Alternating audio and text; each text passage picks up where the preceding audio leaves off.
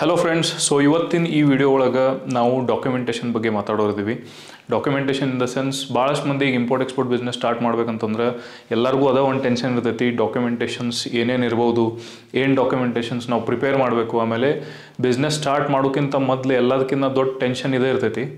Documentations ಯಾರು ಮಾಡಿಕೊಡ್ತಾರೆ ನಮಗೆ, ಆಮೇಲೆ ಯಾವ್ಯಾವ ಡಾಕ್ಯುಮೆಂಟೇಷನ್ಸ್ ನಾವು ಯಾರ ಕಡೆಯಿಂದ ಮಾಡಿಸ್ಕೋಬೇಕು, ಇದು ನಮಗೆ ಗೊತ್ತಿರೋದು ಭಾಳ ಇಂಪಾರ್ಟೆಂಟ್ ಐತಿ. ಸೊ ಒಂದು 2-3 ವರ್ಷ ಹಿಂದೂ ನಾನು ಒಂದು ವಿಡಿಯೋ ಮಾಡಿದ್ದೆ, ಬಟ್ ಅದು ಭಾಳ ಸೂಪರ್ಫಿಷಿಯಲ್ ಇತ್ತು. ಸೊ ಇವತ್ತು ಅದ್ರದ್ದು ಮೋರ್ ಡೀಟೇಲ್ಡ್ ವರ್ಷನ್ ಮಾಡ್ಬೇಕಂತ ಹೇಳಿ ವಿಡಿಯೋ ಮಾಡಕತ್ತೀನಿ. ಸೊ ಜಸ್ಟ್ ನಿಮಗೆ ಒಂದು ಫೇರ್ ಇನ್ಫಾರ್ಮೇಷನ್ ಇರಲಿ, ಡಾಕ್ಯುಮೆಂಟೇಷನ್ಸ್ ಯಾವ ಥರ ಇಂಪೋರ್ಟ್ ಎಕ್ಸ್ಪೋರ್ಟ್ ಬಿಸ್ನೆಸ್ ಒಳಗೆ ಇರ್ತಾವೆ ಅಂತೇಳಿ ಅದ್ರ ಸಲುವಾಗಿ ಇದು ವಿಡಿಯೋ ಮಾಡಕತ್ತೀವಿ. ಸೊ ಡಾಕ್ಯುಮೆಂಟೇಷನ್ ಒಳಗೆ ನೀವು ನೋಟ್ ಡೌನ್ ಮಾಡ್ಕೊತ ಹೋಗ್ಬೋದು.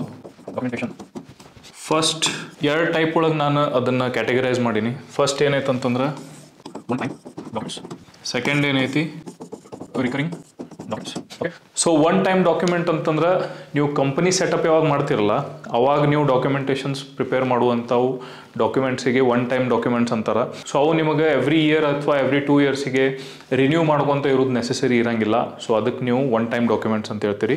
ರಿಕರಿಂಗ್ ಡಾಕ್ಯುಮೆಂಟ್ಸ್ ಅಂತಂದ್ರೆ ಎವ್ರಿ ಶಿಪ್ಮೆಂಟಿಗೆ ನಿಮಗೆ ಬೇಕಾಗುವಂಥ ಡಾಕ್ಯುಮೆಂಟ್ಸ್ ಏನಿರ್ತಾವೆ ಅದಕ್ಕೆ ನಾವು ರಿಕರಿಂಗ್ ಡಾಕ್ಯುಮೆಂಟ್ಸ್ ಅಂತೇಳಿ ನಾವು ಅಂತೀವಿ. ಸೊ ಫಸ್ಟ್ ನಾವು ತಿಳ್ಕೊಳ್ಳೋದು ಒನ್ ಟೈಮ್ ಡಾಕ್ಯುಮೆಂಟ್ಸ್ ಯಾವ್ಯಾವ್ದು, ಆಮೇಲೆ ಅವು ಯಾರು ನಿಮಗೆ ಮಾಡಕ್ಕೆ ಹೆಲ್ಪ್ ಮಾಡ್ತಾರೆ, ಯಾರ ಕಡೆಯಿಂದ ನೀವು ಅದನ್ನು ಮಾಡ್ಕೋಬೇಕು, ಆಮೇಲೆ ಅದರದ್ದು ಸೀಕ್ವೆನ್ಸ್ ಏನೈತಿ ಅದನ್ನು ನಾವು ಅಂಡರ್ಸ್ಟ್ಯಾಂಡ್ ಮಾಡ್ಕೊಂಡು. ಓಕೆ, ಸೊ ಫಸ್ಟ್ ನಾವು ಒನ್ ಟೈಮ್ ಡಾಕ್ಯುಮೆಂಟ್ಸ್ ಕನ್ಸಿಡರ್ ಮಾಡಿದ್ವಿ ಅಂತಂದ್ರೆ one time documents. Okay, so let's take it as OTD.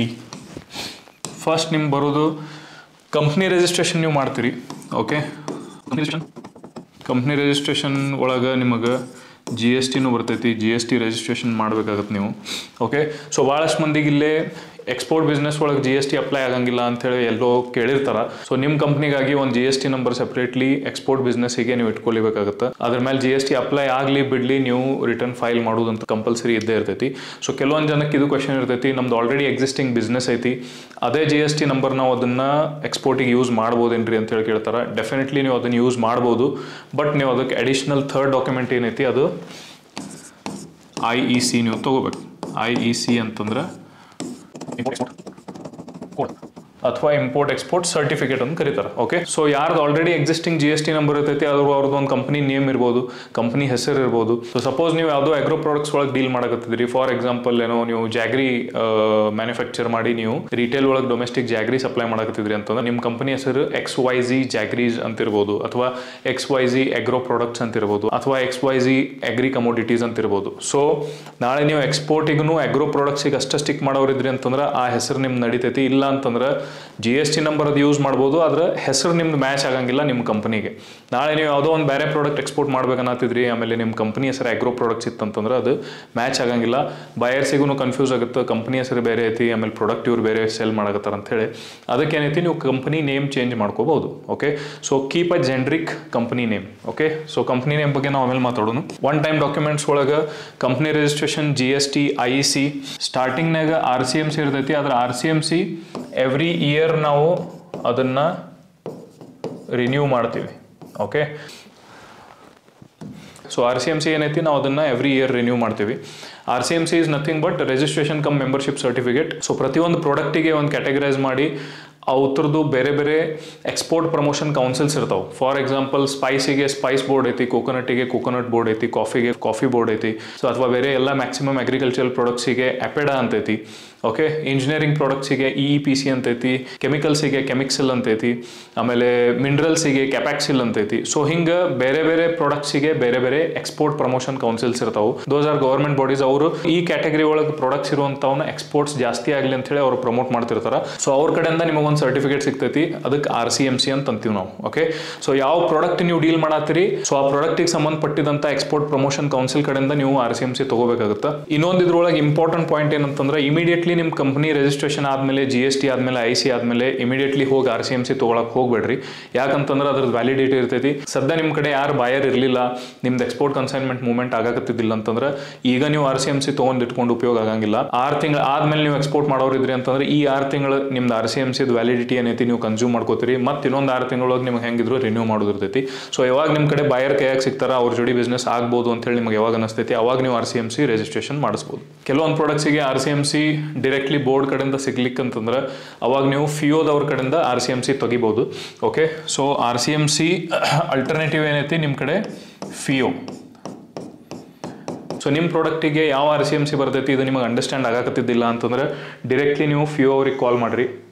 Okay, so ಅವ್ರು ನಿಮಗೆ ಕ್ಲಿಯರ್ಲಿ ಒಂದು ಐಡಿಯಾ ಕೊಡ್ತಾರೆ ಯಾವ ಪ್ರಾಡಕ್ಟಿಗೆ ಯಾವ ಎಕ್ಸ್ಪೋರ್ಟ್ ಪ್ರಮೋಷನ್ ಕೌನ್ಸಿಲ್ ಐತೆ ಅಂತೇಳಿ. ಇರಲಿಲ್ಲ ಅಂತಂದ್ರೆ FIO ಕಡೆಯಿಂದನೂ RCMC ನೀವು ತೊಗೋಬೋದು. Okay, so next documentation next ಏನಿರ್ತೈತಿ ಇದ್ರೊಳಗೆ ನೀವು ಡಾಕ್ಯುಮೆಂಟೇಷನ್ ಕನ್ಸಿಡರ್ ಮಾಡತ್ತೀವಿ ಅಂತಂದ್ರೆ ಬ್ಯಾಂಕ್ ಅಕೌಂಟ್ ನೀವು ತೆಗಿಬೇಕಾಗುತ್ತೆ. ಅದಕ್ಕೆ ನಿಮಗೆ ಏನೇನು ಡಾಕ್ಯುಮೆಂಟೇಷನ್ಸ್ ಬೇಕಾಗ್ತಾವೆ ಅದು ನಿಮಗೆ ಬೇಕಾಗ್ತಾವೆ. ಓಕೆ, ಸೊ ಬ್ಯಾಂಕ್ ಅಕೌಂಟ್ ನೀವು ತೆಗಿತೀರಿ. ಬ್ಯಾಂಕ್ ಅಕೌಂಟಿಗೆ ನಿಮ್ಮ ಎಲ್ಲ personal documents Aadhaar card, PAN card ಅವೆಲ್ಲ ನಿಮಗೆ ಬೇಕಾಗಿರ್ತಾವೆ. ಓಕೆ, ಸೊ ಇವೆಲ್ಲ ಏನದಾವು common one time documents list ಐತಿ. ಓಕೆ, ಸೊ ಇದ್ರೊಳಗೆ ಮತ್ತೆ ಇನ್ ಕೇಸ್ ನೀವೇನಾದರೂ ಫುಡ್ ಪ್ರಾಡಕ್ಟ್ಸ್ನಾಗಿದ್ರಿ ಅಂತಂದ್ರೆ ಅವಾಗ ನೀವು ಫಸೈ ಲೈಸೆನ್ಸ್ ತೊಗೋಬೇಕು. ಓಕೆ, FDA ತೊಗೋಬೇಕಾಗುತ್ತೆ, ADC. ಸೊ ಫಸೈ ಇಂಡಿಯಾ ಒಳಗೆ ನಿಮ್ಗೆ ಯಾವುದೋ ಫುಡ್ ಪ್ರಾಡಕ್ಟ್ಸ್ ನೀವು ಪ್ಯಾಕ್ ಮಾಡಿ ನೀವು ಸೇಲ್ ಮಾಡತ್ತೀರಿ ಅಂತಂದ್ರೆ ನಿಮ್ಮ ಕಡೆ ಫಸೈ ಲೈಸೆನ್ಸ್, ಫಸೈ ನಂಬರ್ ಇರಬೇಕಾಗುತ್ತೆ. FDA good for USA, ADC authorised control certificate. So ಇವೆಲ್ಲ ಸರ್ಟಿಫಿಕೇಶನ್ಸ್ ಏನದಾವು, ಸೊ ನಿಮ್ಮ ಪ್ರಾಡಕ್ಟಿಗೆ ರಿಲೇಟ್ ಆಗುವಂಥವು ಇವೆಲ್ಲ ಸರ್ಟಿಫಿಕೇಶನ್ಸ್ ನೀವು ತೊಗೋಬೇಕಾಗ್ತೈತಿ. ಆಮೇಲೆ ಈಗ ಮೇನ್ ಕ್ವೆಶನ್, ಇಂಪಾರ್ಟೆಂಟ್ ಕ್ವೆಶನ್ ಏನಿರೋದು ಅಂತಂದ್ರೆ ಇವೆಲ್ಲ ಸರ್ಟಿಫಿಕೇಶನ್ಸ್ ನಾವು ಯಾರ ಕಡೆಯಿಂದ ತೊಗೋಬೇಕು. Okay, so company registration, GST, ನಿಮ್ದು IC, ಇವೆಲ್ಲ ಮೂರು ಏನದಾವಲ್ಲ ನಿಮ್ಮ CA ನಿಮಗೆ ಮಾಡಿಕೊಡ್ತಾರೆ. ಓಕೆ, CA ಕಡೆಯಿಂದ ನೀವು ಅಪ್ರೋಚ್ ಮಾಡಿ ಅದನ್ನು ನಿಮ್ಮ ಸರ್ಟಿಫಿಕೇಶನ್ಸ್ ತೊಗೋಬೋದು. RCMC ಏನೈತಿ ಅದು ನೀವು ಡೈರೆಕ್ಟ್ಲಿ FIOಗೆ ನೀವು ಕನೆಕ್ಟ್ ಮಾಡ್ಬೋದು. ಓಕೆ, FIO ಕನೆಕ್ಟ್ ಮಾಡಿ ನೀವು ಅವರಿಗೆ ಕೇಳ್ಬೋದು. ಓಕೆ, ಬ್ಯಾಂಕ್ ಅಕೌಂಟ್ ಏನೈತಿ ನೀವು ಡೈರೆಕ್ಟ್ಲಿ ಯಾವ ಬ್ಯಾಂಕಿಗೆ ನೀವು ಅಪ್ರೋಚ್ ಮಾಡಕತ್ತೀರಿ ಅವ್ರ ಕಡೆಯಿಂದ ತೊಗೋಬೋದು. ನಾ ಯಾವಾಗಲೂ ಸಜೆಸ್ಟ್ ಮಾಡ್ತೀನಿ ICICI ಇಲ್ಲ ಅಂತಂದ್ರೆ HDFC. ಸೊ ಈ ಎರಡು ಬ್ಯಾಂಕ್ ಒಳಗೆ ಯೂಶ್ವಲಿ ನಾವು ಚೂಸ್ ಮಾಡೋಕ್ಕೆ ನಾವು ಸಜೆಸ್ಟ್ ಮಾಡ್ತೀವಿ. ವೈ ಬಿಕಾಸ್ ಅವ್ರದ್ದು ಟ್ರಾನ್ಸಾಕ್ಷನ್ಸ್ ಆಮೇಲೆ ಅವ್ರದ್ದೆಲ್ಲ ಚಾರ್ಜಸ್ ಆಗಲಿ ಅಥವಾ ಅವ್ರ ಸರ್ವಿಸ್ ಚಲೋ ಐತಿ, ಅದ್ರ ಸಲುವಾಗಿ ನಾವು ಇವು ಎರಡು ಬ್ಯಾಂಕ್ಸ್ ನಾವು ರೆಫರ್ ಮಾಡ್ತೀವಿ. ಓಕೆ, ಸೊ ಫಸೈ ಲೈಸೆನ್ಸ್ ಏನೈತಿ ಅದು ನೀವು FDA food and safety department ಕಡೆಯಿಂದ ಫಾರ್ಮ್ B ಫಿಲ್ಅಪ್ ಮಾಡಿ ಆನ್ಲೈನ್ ನೀವು ಸಬ್ಮಿಟ್ ಮಾಡಿದ್ರಿ ಅಂತಂದ್ರೆ ನಿಮ್ಮ ಕಡೆ ಫಸೈ ಲೈಸೆನ್ಸ್ ಬರ್ತೈತಿ. ಅದ್ರೊಳಗೆ ಸ್ಟೇಟ್ ಆಮೇಲೆ ಸೆಂಟ್ರಲ್ ಎರಡು ಬರ್ತಾವೆ. ಓಕೆ, ಸೊ ಅದ್ರೊಳಗಿಂದ ನಿಮ್ಮ ಪ್ರಾಡಕ್ಟ್ ಯಾವ ಇದ್ರೊಳಗೆ ಕ್ಯಾಟಗರಿ ಒಳಗೆ ಬರ್ತೈತಿ ಅದನ್ನು ನೀವು ಕೇಳಿಬಿಟ್ಟು ಅವರಿಗೆ ಫಸೈ ಲೈಸೆನ್ಸ್ ನೀವು ಅಲ್ಲಿಂದ ತೊಗೋಬೋದು. ಆಮೇಲೆ FDA ಏನೈತಿ ಅದು ನೀವು ಫುಡ್ ಆ್ಯಂಡ್ ಡ್ರಗ್ ಅಡ್ಮಿನಿಸ್ಟ್ರೇಷನ್ಸ್ ಆಮೇಲೆ ಆಥರೈಸ್ಡ್ ಡ್ರಗ್ ಕಂಟ್ರೋಲ್ ಬೋರ್ಡ್ ಕಡೆಯಿಂದ ನೀವು ಅದನ್ನು FDA ಲೈಸೆನ್ಸಿಂಗ್, ADC ಸರ್ಟಿಫಿಕೇಟ್ ಅದನ್ನೆಲ್ಲನೂ ನೀವು ತೊಗೋಬೋದು. ಓಕೆ, ಸೊ ಈ ಡಾಕ್ಯುಮೆಂಟೇಷನ್ಸ್ ಒಳಗೆ ಯೂಶ್ವಲಿ ಏನಿರ್ತೈತಿ ಇಲ್ಲಿ ಮಠ ಅಂತರೂ ನಾವು ನಿಮಗೇನು ಹೇಳಿವಿ ಇದು ಎಲ್ಲರಿಗೂ ಬೇಕಾಗುತ್ತೆ. ಓಕೆ, ಸೊ ಇದ್ರ ಕೆಳಗಿಂದ ಏನದಾವು depending upon the products, food products ಇದ್ದು ಅಂತಂದ್ರೆ ಇವು ಬರ್ತಾವೆ. ಓಕೆ, ಈಗ ಇಂಜಿನಿಯರಿಂಗ್ ಪ್ರಾಡಕ್ಟ್ಸ್ ಇದ್ದು, ಮ್ಯಾನುಫ್ಯಾಕ್ಚರ್ಡ್ ಪ್ರಾಡಕ್ಟ್ಸ್ ಇದ್ದು ಅಂತಂದ್ರೆ ISO ಸರ್ಟಿಫಿಕೇಟ್, BIS ಸರ್ಟಿಫಿಕೇಟ್, ಇವೆಲ್ಲ ಸರ್ಟಿಫಿಕೇಶನ್ಸ್ ಬರ್ತಾವೆ. ಓಕೆ, ಸೊ ಜನರಲ್ ಸರ್ಟಿಫಿಕೇಟ್ಸ್ ಏನದಾವು ಇವು ಇಷ್ಟ ಅದಾವೆ. ಇವು ನೀವು ತೊಗೊಂಡ್ರಿ ಅಂತಂದ್ರೆ ಮುಂದೆ ನಿಮಗೆ ನಿಮ್ಮ ಪ್ರಾಡಕ್ಟ್ ತಕ್ಕಂಗೆ ಈಗ ಸಾವಿರಾರು ಪ್ರಾಡಕ್ಟ್ಸ್ ಅದಾವೆ. ಎಲ್ಲ ಪ್ರಾಡಕ್ಟ್ಸ್ ಬಗ್ಗೆ ಏನೇನು ಸರ್ಟಿಫಿಕೇಶನ್ ಬರ್ತೈತೆ ಅಂತ ಹೇಳಿದ್ರೊಳಗೆ ನಾನು ಹೇಳಕ್ಕೆ ಬರಂಗಿಲ್ಲ. ಸೊ ಯೂಶ್ವಲಿ ಏನಿರ್ತೈತೆ ಫುಡ್ ಪ್ರಾಡಕ್ಟ್ಸ್ನಾಗ ಭಾಳ ಮಾಡ್ತಿರ್ತಾರೆ. ಸೊ ಅದಕ್ಕೆ ನಾನು ಇಲ್ಲಿ ಫುಡ್ ಪ್ರಾಡಕ್ಟ್ಸ್ ಬಗ್ಗೆ ಎಕ್ಸಾಂಪಲ್ ಕೊಟ್ಟು ಹೇಳಿನಿ. ಸೊ ಹಂಗೆ ನಿಮ್ಮ ಪ್ರಾಡಕ್ಟ್ ತಕ್ಕಂಗೆ ಯಾವ್ಯಾವ ಸರ್ಟಿಫಿಕೇಶನ್ಸ್ ಅಪ್ಲೈ ಆಗ್ಬೋದು ಇದು ನಿಮಗೆ ಎಲ್ಲಿಂದ ಗೊತ್ತಾಗುತ್ತೆ ಅಂತಂದ್ರೆ ಇದು ನೀವು ನೋಟ್ ಮಾಡ್ಕೊಂಡಿದ್ರಿ ಅಂತಂದ್ರೆ ನಾನು ಕ್ಲಿಯರ್ ಮಾಡ್ತೀನಿ. ಇದು ನಿಮಗೆ ಎಲ್ಲಿಂದ ಗೊತ್ತಾಗುತ್ತೆ ಅಂತಂದ್ರೆ ಫಸ್ಟ್ ಥಿಂಗ್ ಈಸ್ ನಿಮ್ಮ CAನೂ ಹೇಳ್ಬೋದು, ಸೆಕೆಂಡ್ ನಿಮ್ಮ CHA ಹೇಳ್ಬೋದು, custom house agent, third EPC export promotion ಕೌನ್ಸಿಲ್ದವ್ರು ಹೇಳ್ಬೋದು. ನಿಮ್ದು ಫುಡ್ ಪ್ರಾಡಕ್ಟ್ಸ್ ಇದ್ದು ಅಂತಂದ್ರೆ ಅಪಿಳ, ಓಕೆ, ಬೇರೆ ಪ್ರಾಡಕ್ಟ್ಸ್ ಇದ್ದು ಅಂತಂದ್ರೆ ಕಾಫಿ, ಸ್ಪೈಸ್. ಸೊ ಇವೆಲ್ಲ EPCs ಕಡೆಯಿಂದನೂ ನಿಮಗೆ ಗೊತ್ತಾಗುತ್ತೆ. ಫೋರ್ತ್ ಏನೈತಿ ನೀವು ಯಾವುದೋ ಕಸ್ಟಮರ್ ಜೋಡಿ ನೀವು ಇಂಟ್ರಾಕ್ಷನ್ ಮಾಡತ್ತಿದ್ರಿ ಅಂತಂದ್ರೆ ಕಸ್ಟಮರ್ಸ್ನೂ ನಿಮಗೆ ಹೇಳ್ತಾರೆ ಯಾವ ಸರ್ಟಿಫಿಕೇಷನ್ಸ್ ಯಾವ ಲೈಸೆನ್ಸ್ ನಿಮಗೆ ಬೇಕಾಗ್ತಾವೆ ಅಂಥೇಳಿ ನಿಮಗೆ ಈ 4 ಮಂದಿ ಕೊಡಿಂದ ನಿಮಗೆ ಇಮಿಡಿಯೇಟ್ಲಿ ಗೊತ್ತಾಗ್ತೈತಿ. ಸೊ ಯಾವ ಪ್ರಾಡಕ್ಟ್ ನೀವು ಚೂಸ್ ಮಾಡ್ತೀರಿ ಆ ಪ್ರಾಡಕ್ಟ್ ಚೂಸ್ ಮಾಡಿದ್ಮೇಲೆ ಡಾಕ್ಯುಮೆಂಟೇಷನ್ ಬಗ್ಗೆ ತಲೆ ಕೆಡಿಸ್ಕೊಂಡು ಕುಂದ್ರಕ್ಕೆ ಹೋಗ್ಬೇಡ್ರಿ. ಡೈರೆಕ್ಟ್ಲಿ ನೀವು ಇವ್ರಿಗೆ ಅಪ್ರೋಚ್ ಮಾಡಿರಿ. ಸ್ಪೆಸಿಫಿಕ್ಲಿ CHA, EPC ಕಸ್ಟಮರ್ಸ್ ಇವ್ರು ನಿಮಗೆ ಜಾಸ್ತಿ ಕ್ಲಿಯರ್ಲಿ ಹೇಳ್ಬೋದು. CA ಕೆಲವೊಮ್ಮೆ ಆ ಪ್ರಾಡಕ್ಟ್ ಒಳಗೆ ಅವ್ರು ಎಕ್ಸ್ಪೋರ್ಟರ್ಸಿಗೆ ಜೋಡಿ ಡೀಲ್ ಮಾಡಿರ್ಬೋದು, ಮಾಡಿರ್ಲಿಕ್ಕಿಲ್ಲ, ಅವ್ರಿಗೆ ಗೊತ್ತಿರ್ಬೋದು, ಗೊತ್ತಿರಲಿಕ್ಕಿಲ್ಲ. ಬಟ್ ಈ 3 ಜನ ಅಂತರೂ ನಿಮಗೆ ಡೆಫಿನೆಟ್ಲಿ ಅದ್ರೊಳಗೆ ಹೆಲ್ಪ್ ಮಾಡೇ ಮಾಡ್ತಾರೆ. ಓಕೆ, ಸೊ ಇದು ಒನ್ ಟೈಮ್ ಡಾಕ್ಯುಮೆಂಟ್ಸ್ ಬಗ್ಗೆ ನಮ್ಮದು ಫಸ್ಟ್ ಪಾರ್ಟ್ ಆಯಿತು. Second part coming to recurring documents, RD, recurring deposit ಅಂತ ತಿಳ್ಕೊಳಕ್ಕೆ ಹೋಗ್ಬೇಡ್ರಿ. ರಿಕರಿಂಗ್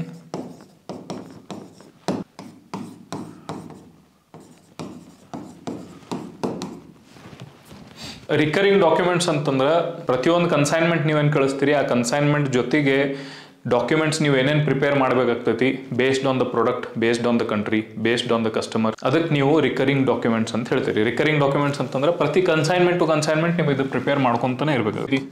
ಕೊಟೇಶನ್ ನೀವು ಕಳಿಸ್ತೀರಿ. ಓಕೆ, ಪ್ರತಿ ಕನ್ಸೈನ್ಮೆಂಟಿಗೆ ನೀವು ಕೊಟೇಶನ್ ಅಂತೂ ನೀವು ಕೊಡಲೇಬೇಕು. So first is quotation, second is ನಿಮ್ಮದು commercial invoice. Third, packing list. Fourth, insurance. Fifth, fumigation certificate.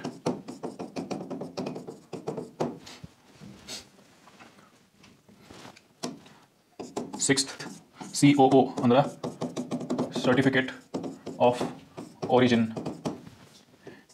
Seventh, COA ಅಂತಂದ್ರೆ certificate of analysis.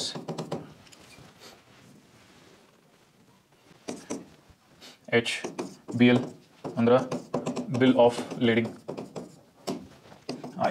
Shipping bill. ABCD ನ ಮರೆತು ಬಿಟ್ಟೆನಾ. Third party inspection certificate. Okay, so ಇವೆಲ್ಲ documents ಏನದಾವು recurring documents. Okay, I hope ನಿಮಗೆ ಇದು ಕಾಣಾಕತೈತಿ. ಪ್ರತಿ ಕನ್ಸೈನ್ಮೆಂಟ್ ಜೋಡಿ ನಿಮಗೆ ಈ ಡಾಕ್ಯುಮೆಂಟ್ಸ್ ಅಂತೂ ನಿಮಗೆ ಕೊಡೋದೇ ಇರ್ತಾವೆ. ಓಕೆ, ಫಸ್ಟ್ ಏನೈತಿ ಕೊಟೇಶನ್ ಐತಿ. ಕಸ್ಟಮರ್ ಜೊತೆ ಮಾತಾಡಿದ ಮೇಲೆ ನೀವು ಕೊಟೇಶನ್ ಅವ್ರಿಗೆ ಕಳಿಸ್ತೀರಿ. ಕೊಟೇಶನ್ ನೀವು ಪ್ರಿಪೇರ್ ಮಾಡಬೇಕಾಗುತ್ತೆ. ಕೊಟೇಶನ್ದು ಸ್ಯಾಂಪಲ್ಸ್ ಗೂಗಲ್ ಮೇಲೆ ನಿಮಗೆ ಭಾಳಷ್ಟು ಸಾಕಷ್ಟು ಸಿಗ್ತಾವೆ. ಅದಾದಮೇಲೆ ನೀವು ಕಮರ್ಷಿಯಲ್ ಇನ್ವಾಯ್ಸ್ ಪ್ರಿಪೇರ್ ಮಾಡ್ತೀರಿ. ಒನ್ಸ್ ನಿಮ್ಮ ಕಡೆ ಪರ್ಚೇಸ್ ಆರ್ಡರ್ ಬಂದ ಮೇಲೆ ಕಸ್ಟಮರ್ ಕಡೆಯಿಂದ ಅವಾಗ ನೀವು ಕಮರ್ಷಿಯಲ್ ಇನ್ವಾಯ್ಸ್ ಪ್ರಿಪೇರ್ ಮಾಡ್ತೀರಿ. ಪ್ಯಾಕಿಂಗ್ ಲಿಸ್ಟ್ ಅಂತಂದ್ರೆ ಆ ಕನ್ಸೈನ್ಮೆಂಟ್ ಒಳಗೆ ಆ್ಯಸ್ ಅ ಹೋಲ್ ಕನ್ಸೈನ್ಮೆಂಟ್ ಒಳಗೆ ಏನೇನು ನೀವು ಪ್ಯಾಕಿಂಗ್ ಮಾಡಕತ್ತೀರಿ, ಯಾವ ಥರ ಪ್ಯಾಕಿಂಗ್ ಮಾಡಕತ್ತೀರಿ, ಎಷ್ಟು ಡಬ್ಬಿ ಅದಾವೆ ಅದ್ರೊಳಗೆ, ಅದ್ರ ಸೈಜ್ ಏನೈತಿ, ವೇಟ್ ಏನೈತಿ, ಆಮೇಲೆ ಡೈಮೆನ್ಷನ್ಸ್ ಏನೇನು ಅದಾವೆ ಅದು ಎಲ್ಲನೂ ನೀವು ಇದ್ರೊಳಗೆ ಪ್ಯಾಕಿಂಗ್ ಲಿಸ್ಟ್ ಒಳಗೆ ಮೆನ್ಷನ್ ಮಾಡ್ತೀರಿ. ಇನ್ಶೂರೆನ್ಸ್, ನಿಮ್ಮ ಪ್ರಾಡಕ್ಟಿಗೆ ಇನ್ಶೂರೆನ್ಸ್ ಇರ್ತೈತಿ ಮಟೀರಿಯಲಿಗೆ. Fumigation certificate in case of ನೀವು ವುಡನ್ ಕ್ರೇಟ್ಸ್ ಬಾಕ್ಸಸ್ ಏನಾರ ಯೂಸ್ ಮಾಡಕತ್ತಿದ್ರಿ ಅಂತಂದ್ರೆ ಅದ್ರೊಳಗೆ ಇನ್ಸೆಕ್ಟ್ಸ್ದಿಂದ ಅದನ್ನು ಹಾರ್ಮ್ ಆಗಬಾರ್ದು ಅಂತೇಳಿ ಅದ್ರ ಸಲುವಾಗಿ ಫ್ಯೂಮಿಗೇಷನ್ ಸರ್ಟಿಫಿಕೇಟ್ ಕೊಡ್ತಾರೆ ನಿಮಗೆ. ಅವರು ಫ್ಯೂಮಿಗೇಟ್ ಮಾಡ್ತಾರೆ. ಫ್ಯೂಮಿಗೇಷನ್ ಅಂತಂದ್ರೆ ಒಂದು ಪ್ರೊಸೀಜರ್ ಇರ್ತೈತಿ. ಅದ್ರೊಳಗೆ ನೀವು ಅದು ಎಲ್ಲದಕ್ಕೂ ಒಂದು ಸ್ಪ್ರೇ ಹೊಡಿತಾರೆ. ಇಟ್ಸ್ ಆಲ್ಮೋಸ್ಟ್ ಕೈಂಡ್ ಆಫ್ ನಾವೇನು ಮನೆಯೊಳಗೆ ಪೆಸ್ಟ್ ಕಂಟ್ರೋಲ್ ಮಾಡ್ತೀವಲ್ಲ, ಪೆಸ್ಟ್ ಕಂಟ್ರೋಲ್ ಥರನೇ ಇರ್ತೈತಿ ಫ್ಯೂಮಿಗೇಷನ್ ಅಂತಂದ್ರೆ. ಅದು ಮಾಡಾದ್ಮೇಲೆ ನಿಮಗೆ ಅದ್ರ ಸರ್ಟಿಫಿಕೇಟ್ ಕೊಡ್ತಾರೆ. ಸರ್ಟಿಫಿಕೇಟ್ ಆಫ್ ಒರಿಜಿನ್ ಅಂತಂದ್ರೆ ಸರ್ಟಿಫಿಕೇಟ್ ಆಫ್ ಒರಿಜಿನ್ ನಿಮಗೆ ಚೇಂಬರ್ ಆಫ್ ಕಾಮರ್ಸ್ ಕಡೆಯಿಂದ ಸಿಗ್ತೈತಿ ಅಥವಾ ಎಕ್ಸ್ಪೋರ್ಟ್ ಇನ್ಸ್ಪೆಕ್ಷನ್ ಏಜೆನ್ಸಿ ಕಡೆಯಿಂದ ಸಿಗ್ತೈತಿ. Okay, sorry, chamber of commerce. Okay, chamber of commerce ನೀವು ಇದನ್ನು ಸರ್ಟಿಫಿಕೇಟ್ ಆಫ್ ಒರಿಜಿನ್ ಅವ್ರ ಕಡೆಯಿಂದ ತಗೋಬೋದು. ಅಥವಾ EIA export inspection agency.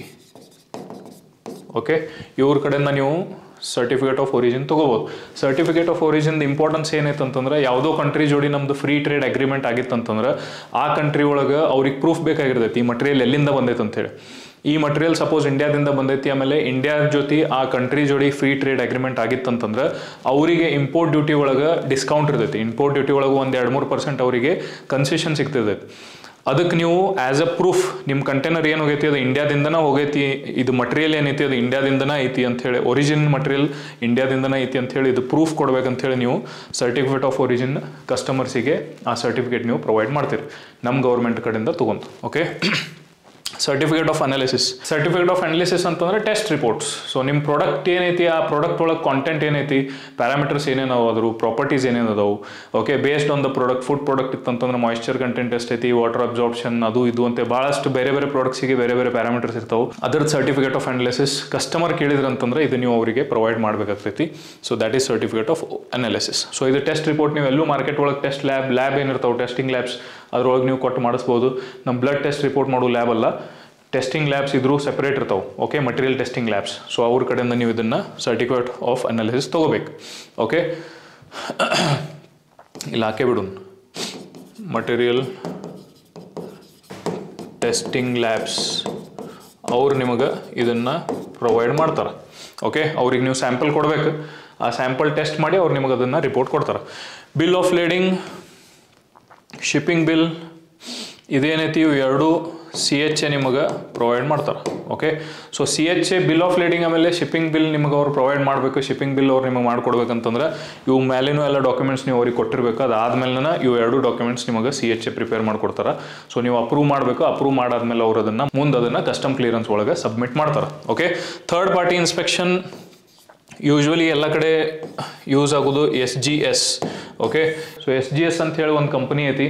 So that is a international standard third party inspection company. So ಯಾವುದೇ ಕಸ್ಟಮರಿಗೆ ಇನ್ ಕೇಸ್ ಇನ್ಸ್ಪೆಕ್ಷನ್ ಮಾಡೋದಿತ್ತಂತಂದ್ರೆ SGS ಕಡೆಯಿಂದ ಅವ್ರು ಮಾಡಿಸ್ತಾರೆ. ಅವ್ರು ಬಂದು ಮಟೀರಿಯಲ್ ಎಲ್ಲ ಚೆಕ್ ಮಾಡಿ ನಿಮಗೊಂದು SGS ಕಡೆಯಿಂದ ಥರ್ಡ್ ಪಾರ್ಟಿ ಇನ್ಸ್ಪೆಕ್ಷನ್ ಸರ್ಟಿಫಿಕೇಟ್ ಕೊಡ್ತಾರೆ. ಆ ಸರ್ಟಿಫಿಕೇಟ್ ಕೊಟ್ರಂತಂದ್ರೆ ನಿಮ್ಮ ಪ್ರಾಡಕ್ಟ್ ಅಪ್ರೂವ್ ಆದಂಗೆ, ನಿಮ್ದು ಏನೇನು ರಿಕ್ವೈರ್ಮೆಂಟ್ ಕಸ್ಟಮರಿಗೆ ಇರ್ತೈತಿ ಆ ಕಸ್ಟಮರ್ ರಿಕ್ವೈರ್ಮೆಂಟ್ ತಕ್ಕಂಗೆ ಇದು ಕನ್ಸೈನ್ಮೆಂಟ್ ಮೂವ್ ಆಗತೈತಿ ಅಂತೇಳಿ ಅವ್ರೊಂದು ಸರ್ಟಿಫಿಕೇಟ್ ಕೊಡ್ತಾರೆ. ಸೊ ಈ ಕೇಸ್ ಒಳಗೆ ಸರ್ಟಿಫಿಕೇಟ್ ನಿಮಗೆ ಅದು ಸಿಕ್ಕ ಮೇಲೆ ನೀವು ನಿಶ್ಚಿಂತ ಆಗ್ತೀರಿ, ನಿಮ್ಮ ಕಸ್ಟಮರು ನಿಶ್ಚಿಂತ ಆಗ್ತಾರೆ. ಸೊ ಇವೆಲ್ಲ ಏನದಾವು ಡಾಕ್ಯುಮೆಂಟೇಷನ್ಸ್ ಅದಾವು, one time documents and recurring documents for import export business. So import export business ಮಾಡ್ಬೇಕಂತಂದ್ರೆ ಇವು ಡಾಕ್ಯುಮೆಂಟ್ಸ್ ಬಗ್ಗೆ ನೀವು 100% ತಿಳ್ಕೊರಿ. ಆಮೇಲೆ ಭಾಳಷ್ಟು ಜನ ಇದ್ರ ಬಗ್ಗೆ ಟೆನ್ಷನ್ ತೊಗೊಳ್ಳೋದು ನಾನು ಭಾಳ ಸತಿ ನೋಡೀನಿ. ಭಾಳಷ್ಟು ಜನ ಯಾವಾಗ ಕಾಲ್ ಮಾಡ್ತಾರೆ, ಮಾತಾಡ್ತಾರೆ ಅದ್ರ ಬಗ್ಗೆ. ಯಾವಾಗಲೂ ಇದ್ರ ಬಗ್ಗೆನೇ ವಿಚಾರ ಮಾಡ್ತಿರ್ತಾರೆ. ಡಾಕ್ಯುಮೆಂಟ್ಸ್ ಯಾರು ಮಾಡೋರು, ನಮ್ಮ ಸಂಬಂಧ ಯಾರು ಮಾಡ್ಕೊಡೋರು. ಡಾಕ್ಯುಮೆಂಟೇಷನ್ ಅಂತಂದ್ರೆ ಎಲ್ಲರಿಗೂ ಕುತ್ತಿಗೆ ಬಂದ್ಬಿಡ್ತೈತೆ. ಓಕೆ, ಯಾವಾಗೂ ಭಾಳ ಜನ ಮಾಡಿರಂಗಿಲ್ಲ ಅಥವಾ ಯಾರ ಕಡೆಯರು ಮಾಡಿಸಿರ್ತಾರೆ. ಸೊ ಪ್ರೊಸೀಜರ್ ಇಲ್ಲೂ ಸೇಮ್ ಐತಿ. As an entrepreneur, as an exporter, importer, ನಿಮ್ಮ ಕೆಲಸ ಏನಂತಂದ್ರೆ ಇವೆಲ್ಲ ಮಾಡಿಸ್ಕೊಳ್ಳೋದು ನಿಮ್ಮ ಕೆಲಸ ಐತಿ. ಇದು ಕೆಲಸ ಕುಂತು ನೀವು ಮಾಡೋ ಕೆಲಸ ಅಲ್ಲಿದು. ಓಕೆ, ಸೊ ಇದನ್ನು ಮಾಡೋರು ಬೇರೆ ಜನ ಇರ್ತಾರೆ, ಅವ್ರ ಕಡೆ ನೀವು ಮಾಡಿಸ್ಕೋಬೇಕಷ್ಟ. ಇದ್ರೊಳಗೆ ಭಾಳ ಆದ್ರೆ ನಿಮ್ಮ ಕೆಲಸ ಏನಂತಂದ್ರೆ ಇನ್ವಾಯ್ಸ್ ಪ್ರಿಪೇರ್ ಮಾಡೋದು, ಪ್ಯಾಕಿಂಗ್ ಲಿಸ್ಟ್ ಪ್ರಿಪೇರ್ ಮಾಡೋದು. ವೈ? ಬಿಕಾಸ್ ನಿಮ್ಮ ಕಂಟೈನರ್ನಾಗ ಏನು ಹೋಗತೈತಿ ನಿಮಗೆ ಗೊತ್ತೈತಿ. ಓಕೆ, ನಾಳೆ ಅದನ್ನು ಬೇಕಾದ್ರೆ ನಿಮ್ಮ ಎಂಪ್ಲಾಯೀಸ್ ನಿಮ್ಮ ಸಂಬಂಧ ಮಾಡ್ತಿರ್ತಾರೆ. Okay, so as an entrepreneur ಡಾಕ್ಯುಮೆಂಟೇಷನಿಗೆ ಒಟ್ಟು ಅಂಜಾಕ್ ಹೋಗ್ಬೇಡ್ರಿ. ಡಾಕ್ಯುಮೆಂಟೇಷನ್ ಬಗ್ಗೆ ಭಾಳ ಹೈಪ್ ಮಾಡಿ ಮಂದಿ ಅಂಜಿಸ್ತಿರ್ತಾರೆ. ಯಾಕಂತಂದ್ರೆ ಅವ್ರಿಗೆ ಅವ್ರು ದಂಧ ಮಾಡೋದಿರ್ತೈತಿ. ಡಾಕ್ಯುಮೆಂಟೇಷನ್ ಬರೀ ಅವ್ರಿಗೆ ಇವ್ರಿಗೆ ಅಲ್ಲಿ ಇಲ್ಲಿ ಕೇಳಿ ಏನೇನು ಡಾಕ್ಯುಮೆಂಟೇಷನ್ ಬೇಕಾಗುತ್ತೆ, ಫಸ್ಟ್ ಯಾರಿಗೆ ಕೇಳಬೇಕು ಕಸ್ಟಮರಿಗೆ, ಸೆಕೆಂಡ್ ಯಾರಿಗೆ ಕೇಳಬೇಕು CHA, ಥರ್ಡ್ ಯಾರಿಗೆ ಕೇಳಬೇಕು ಸಪ್ಲೈಯರ್. ಈ 3 ಜನ ನಿಮಗೆ ಡಾಕ್ಯುಮೆಂಟೇಷನ್ ಬಗ್ಗೆ ಎಲ್ಲನೂ ಐಡಿಯಾ ಕೊಡ್ತಾರೆ. Okay, so no need to worry, no need to fear about documentation. So that's it for this video. ಇದೆಲ್ಲ ಡೀಟೇಲ್ಸ್ನು ನಾನು ನಿಮಗೆ ಡಿಸ್ಕ್ರಿಪ್ಷನ್ ಒಳಗೆ ಹಾಕಿರ್ತೀನಿ. ಮತ್ತೇನಾರ ನಿಮ್ಮ ಡೌಟ್ಸ್ ಕ್ವೆಶನ್ಸ್ ಇದ್ದು ಅಂತಂದ್ರೆ please comment below. Thank you very much. All the best. Bye.